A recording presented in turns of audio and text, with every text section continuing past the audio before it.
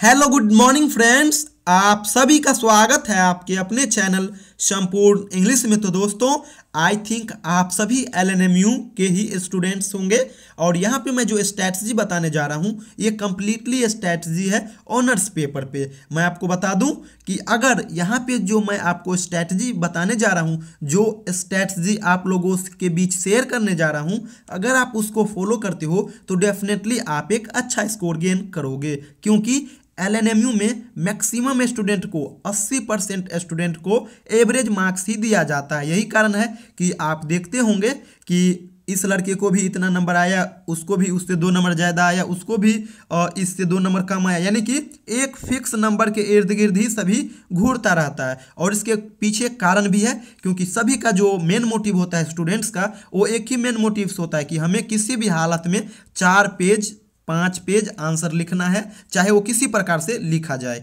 तो main motive यही रहता है स्टूडेंट्स को।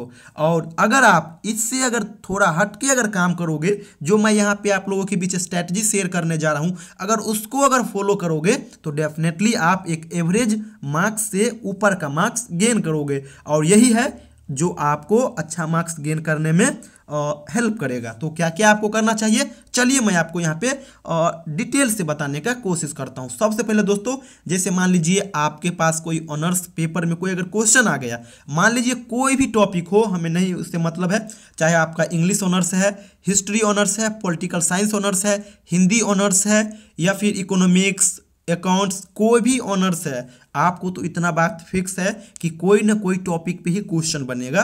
तो करना क्या है, तो जिस टॉपिक पे क्वेश्चन पूछा गया है, आप सबसे पहले उस टॉपिक के बारे में एक बेसिक सा इंफॉर्मेशन वहाँ पे लिखो। कहने का ये अर्थ, इंट्रोडक्शन, डजेंट मैटर कि क्वेश्चन क्या पूछ रहा है। अगर आप आइडेंटिफाई कर ले, तो जैसे मान लीजिए हम इंग्लिश ऑनर्स के एक टॉपिक को उठाता हूं, जैसे मान लीजिए हम उदरिंग हाइट्स एक नॉवेल है, और उदरिंग हाइट्स नॉवेल से अगर कोई भी क्वेश्चन आएगा, तो मैंने तो आइडेंटिफाई कर लिया कि ये उदरिंग हाइट्स का क्वेश्चन है। तो सबसे पहले क्या करना है, उस टॉपिक पे, उदरिंग हाइट्स पे आप क्या करो, इंट्रोडक्शन लिखो, परिचय दो वहाँ पे, और बेसिक सा इंफॉर्मेशन कि ये क्या है, ये किसके द्वारा लिखा गया है, कितने ईस्वी में लिखा गया है, और कब इसको पब्लिश किया गया, बेसिक सा इंफॉर्मेशन। जैसे मान लीजिए सिंधु घाटी सभ्यता है, आपका अगर हिस्ट्री ऑनर्स है और सिंधु घाटी सभ्यता है, तो सिंधु घाटी सभ्यता के बारे में डिटेल से लिखिए कि सिंधु घाटी सभ्यता है क्या, इसका फाउंडर क्या है, कितने ईस्वी में इसका खोज किया गया, कौन कौन से स्थान है जो इसके अंतर्गत आता है। तो इस प्रकार से सबसे पहले आप क्या लिखिए,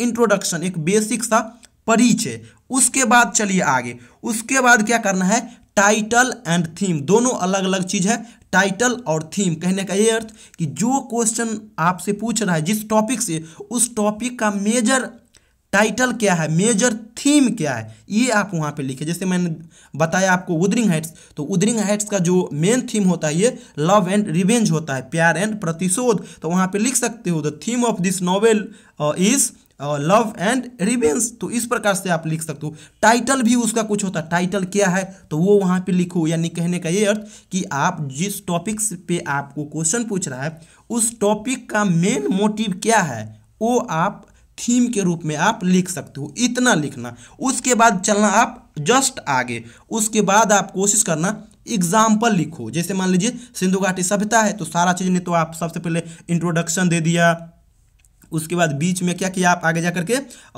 टाइटल थीम ये लिख दिया, और उसके जस्ट बाद आप करिए क्या, तो एग्जाम्पल। जैसे मान लीजिए सिंधु घाटी सभ्यता है, तो उसका कुछ एग्जाम्पल दीजिए। और एग्जाम्पल में आप हमेशा याद रखना कि एग्जाम्पल में आप किसी व्यक्ति विशेष को जरूर ऐड करें।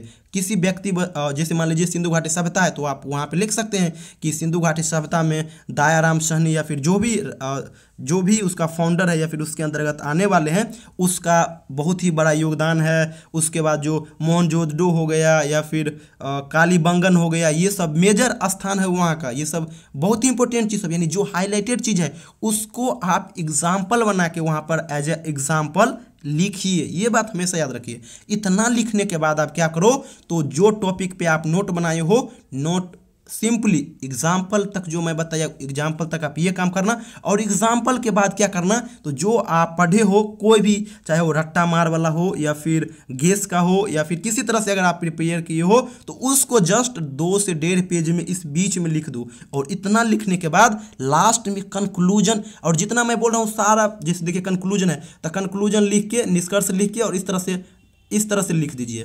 एग्जाम्पल जैसे मैं बोला हूं तो यहाँ पे एग्जाम्पल लिखे हैं, और एग्जाम्पल लिखने के बाद क्या करिए, तो इस तरह से अंडरलाइन कर दीजिए और 2 लाइन छोड़ दीजिए, आगे लिखिए। तो जैसे कंक्लूजन है, और कंक्लूजन में लिख दीजिए कि ये जो है उदरिंग हाइट्स है। उदरिंग हाइट्स का मेन कंक्लूजन क्या है, लास्ट में कंक्लूजन कहने का ये अर्थ कि ये जो पूरा सार है, ये टॉपिक का जो पूरा स्टोरी है, उस टॉपिक से मेन यानी मेजर थिंक क्या निकल रहा है, किस पे वो बेस्ड है, यानी और आपका उसमें क्या व्यू है, वो आप एज अ कंक्लूजन लास्ट में लिखिए। तो इस प्रकार से आप लिख सकते हो। तो ये तो हुआ आंसर लिखने का एक प्रोसेस। और आंसर लिखते वक्त क्या क्या चीज़ों का आपको ध्यान रखना चाहिए, तो चलिए हम आपको बताते हैं। जैसे देखिए, आंसर इन पॉइंट वाइज, यानी कोई भी सवाल का आंसर आप लिखना तो कोशिश ये मत करना कि जैसे बहुत सारे स्टूडेंट्स करते हैं कि लगातार हर लाइन में लिखते हैं, 4 पन्ना लगातार हर लाइन में लिखते रहते हैं। तो इस प्रकार से बिल्कुल नहीं करना है। क्या करना है, जैसे मैंने आपको यहाँ पे बताया है टॉपिक, मैंने क्या बोला यहाँ पर पॉइंट वाइज लिखना है। जैसे देखिए यहाँ पर क्या लिखिए आप, इंट्रोडक्शन, तो इंट्रोडक्शन लिख दीजिए। और इंट्रोडक्शन लिखने के बाद इस तरह से 2 बार 3 बार हाइफन मारिए। हाइफन मारने के बाद क्या करिए, 2 लाइन छोड़ दीजिए, तीसरा लाइन से लिखना स्टार्ट करिए। जैसे ही इंट्रोडक्शन हो जाता है तो इंट्रोडक्शन से आगे बढ़िए, फिर आ जाइए आप टाइटल और थीम में। फिर टाइटल और थीम जो जहाँ पे आप ये इंट्रोडक्शन स्टार्ट किए हैं, ख़त्म किए हैं, वहाँ के 2 लाइन छोड़ दीजिए और जस्ट आगे आकर के टाइटल और थीम लिखिए। फिर इस तरह से अंडरलाइन करिए, फिर ये थीम और टाइटल लिखिए, और फिर क्या करिए, 2 लाइन छोड़ करके फिर एग्जाम्पल लिखिए। फिर एग्जाम्पल लिखने के बाद अंडरलाइन करिए, और उसके बाद फिर कंक्लूजन लिखिए। और कंक्लूजन लिखने के बाद जो कंक्लूजन तो हो गया, लास्ट हो गया, तो ये हो गया।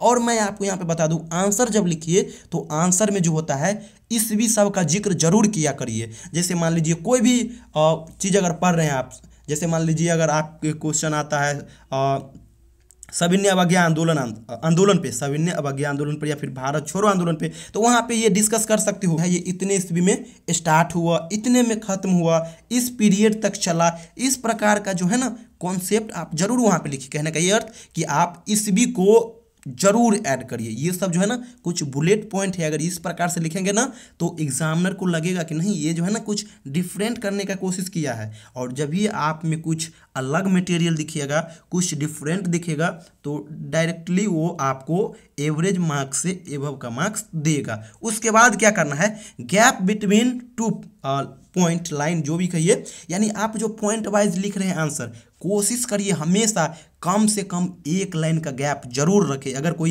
पॉइंट बना के अगर आंसर लिख रहे हो, आप पॉइंट बनाकर जब आप आंसर दे रहे हो तो 2-3 सिंबल आप जरूर याद कर लेना। कभी कभी आप इस तरह से पॉइंट आउट कर देना और लिखना। कभी आप क्या करना, तो कभी स्टार बना के आप उस पॉइंट को लिख सकते हो, कभी आप एज इस प्रकार से ये बना करके लिख सकते हो, यानी पॉइंट और बीच में आप गैप जरूर रखना। तो दोस्तों ये था मेरा कुछ स्ट्रैटेजी। अगर आप ऑनर्स पेपर में अगर इस स्ट्रैटेजी को अगर आप फॉलो करोगे तो डेफिनेटली एक अच्छा स्कोर गेन करोगे। थैंक यू सो मच दोस्तों। और अगर आप न्यू हो तो प्लीज़ इस चैनल को सब्सक्राइब कर ले। Thank you so much.